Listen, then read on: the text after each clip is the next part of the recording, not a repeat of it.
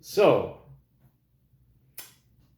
let's put one in here because fourth volume is about justice, and I want to fight for women on this one. And it's going to be an opinion piece, but all the facts are there. It's all over the place. All of the other supporting videos of the past dozens of years, and the position of conservative Christianity is that porn is bad. Okay. Okay, porn is bad. Okay, don't do porn. Okay, don't do it. No, no, no, kid. No, kid, don't do porn. Okay, okay, it's bad. It's bad. I'm telling you, it'll ruin your life. It'll ruin your life. I tell you, it'll ruin it. Okay, I won't be able to help you. No. Anyways, so I said this in other videos. There's a time and place for it. Say for like sex education or. That's about it. Sex education, and because as far as I'm concerned, after all these years and getting in like closer to 40, right, and just a few years away from 40, that it removes the motivation to make yourself better and more attractive. It's a cop out, if you ask me. It's the easy and simple way to stick your head back in the sand. And the internet and pornography are like this, right? Just like this, linked together. And it promotes degeneracy. And if there's going to be any justice for younger people, and especially young women or children, because again, the propaganda works on women and children first. And the propaganda of our time with this, the neoliberalism and the LGBTQ rainbow mafia mentality of just do whatever you want, do what you want, be free, freedom, absolute freedom. Too much liberty leads to slavery, and there's people that benefit from the suffering, right? Again, human trafficking, so on and so forth. I would rather go to a strip bar than I would watch porn. That's it. I'd rather go to a nudie bar, a titty bar, than I would watch porn anymore. Now, if you want to talk about first-hand accounts, yeah, of course I've watched porn. Who hasn't at this point? And it's 2023. It's crazy. The everything is pornographic now. Even Instagram. That's part of what I was doing. Because I want to promote good sexual health and good mental health. And too much porn, too much masturbation leads to dopamine burnout. It's absolutely clear. And then you also have the oxytocin association, the bonding chemical, with a fucking phone, okay? Instead of a person, instead of something real and alive. And I myself, I don't want to be attached to a phone. I don't want my children to be attached to a phone. I don't want my woman or any of the women in my relationships to be attached to a phone. Because the phone is just a terminal, okay? It's just one of the ends, one of the neural ends that connects us as a tool to the human network. And our brains are not wired for such exposure and blasting of pornography. And this was some of the things that were being communicated, because this leads to body image issues and unreal expectations, considering the airbrushing and the fashion and cosmetic industry of the late 90s. This is well documented, mixed with, again, because this is a multifaceted problem, this propaganda. You can't just address one facet and expect the rest of them and expect to get a correct deduction just by, eliminating other factors, other things that are going on in concurrence, in symbiosis. Because, again, there's, if you look, I encourage you to go and look up who owns Pornhub, who owns, OnlyFans, who owns YouPorn or RedTube, all of these hosts, and then all of these, and then all of the postings of that all over the fucking internet, even Reddit, Twitter, 4chan, and so on and so forth. These message boards. These were the communications before these large social networks. Even MySpace, or what's it, Chatterbait. You guys remember Chatterbait? How many underage people were on there without the knowledge or consent of their parents? Because if we're not maintaining some sort of discipline in society, and we're not all playing by the same rules, we just go back to being monkeys. And we're not monkeys, okay? We're not monkeys. We're similar. But civilization is what keeps us from destroying each other. Jesus hung out with the homeless, the sick, the criminals, and the prostitutes. That's the truth. That's who he hung out with. That's who he ministered to. That's who he attended to.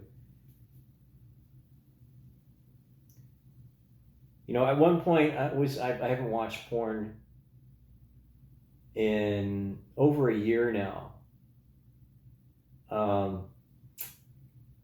Maybe like one exception.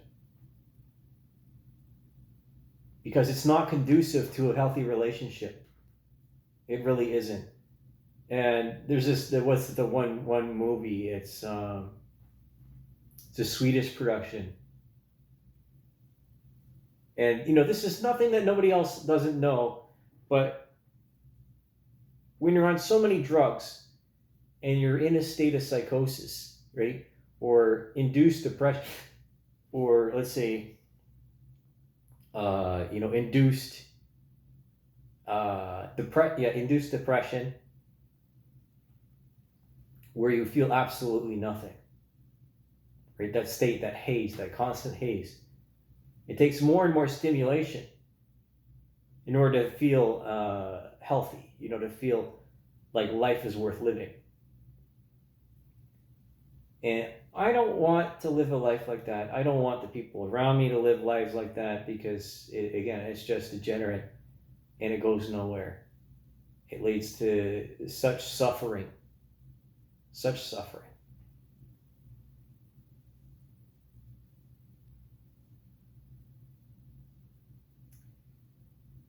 Again, I don't want. There's no way to completely eliminate it, and you have to exercise a high degree of self-control and self-discipline in order to get over the desire, right? And in order for me to continue on in my life and have a respectful relationship with my wife or my partner, right? Whomever the woman is, because at a certain point, even when I was in relationships, I wasn't a chronic masturbator by any means.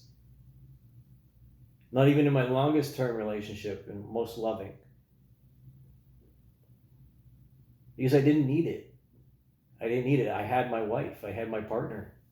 I had my girlfriend.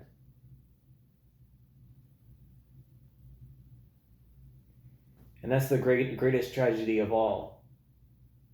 Is because, just like suicide is permanent, and it in a lot of cases, it removes the opportunity to be something better, or it's something that follows you for the rest of your life. So the example that I would use in reference would be like a testimony of, say, like Mia Khalifa.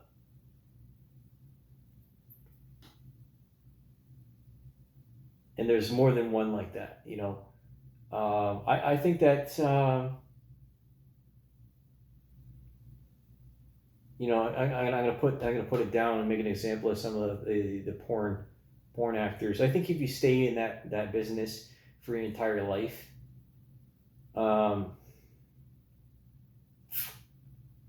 Lord help you, honestly.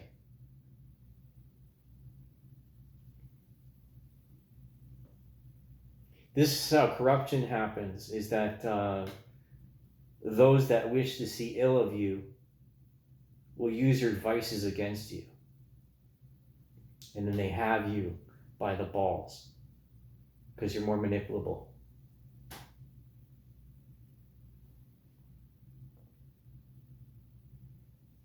Enough is enough, if you ask me. You know, because especially if I say these things, in the desire to have a family. And this porno propaganda has to be moderated more rigorously, in my opinion. Because you can't get rid of it. It's all over the place. But what you can do is give it respect and give each other respect. I would much rather go to a titty bar, go to a stripper bar than anything else, because at least then you have a relationship with the woman in one way or another, even if it's just a short interaction. Again, there's implications of human trafficking involved with sex work and with pornography. You know, there's a very dark side to it, and both men and women.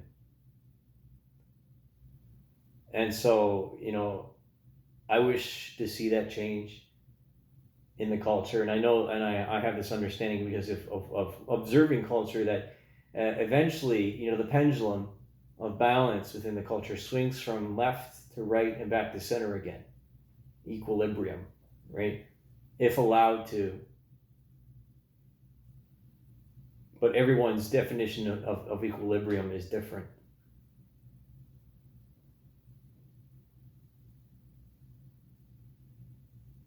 That's my opinion, and I'm sticking to it.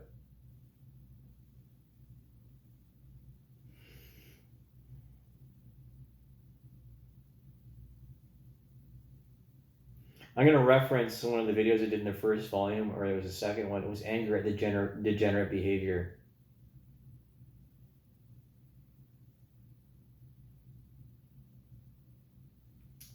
Because it's far healthier to visualize for your sexual and your mental health than it is to, again, going to reiterate and reemphasize the point, than to associate the act with technology.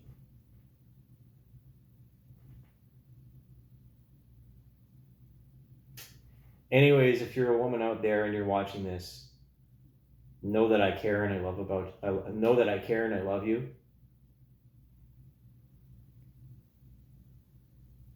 And this is part of the reason for the history, of the motivations behind the history of propaganda.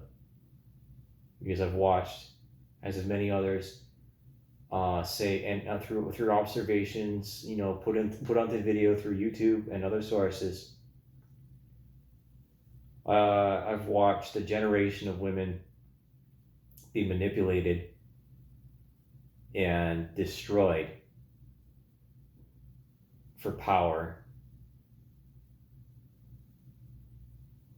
and for the, if we're going to get a little more controversial, for the elimination of particular bloodlines.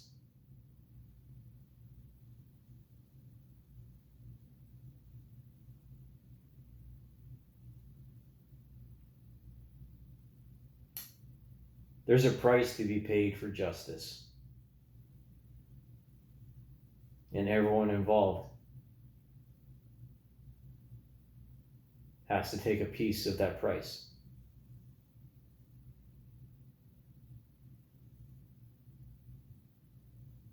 Take care of yourself. And if you want to build muscle, and if you want to get healthier, you have to exercise delayed gratification. Because there's nothing more real than this existence. And there's no replacement for the real thing. Thanks for watching.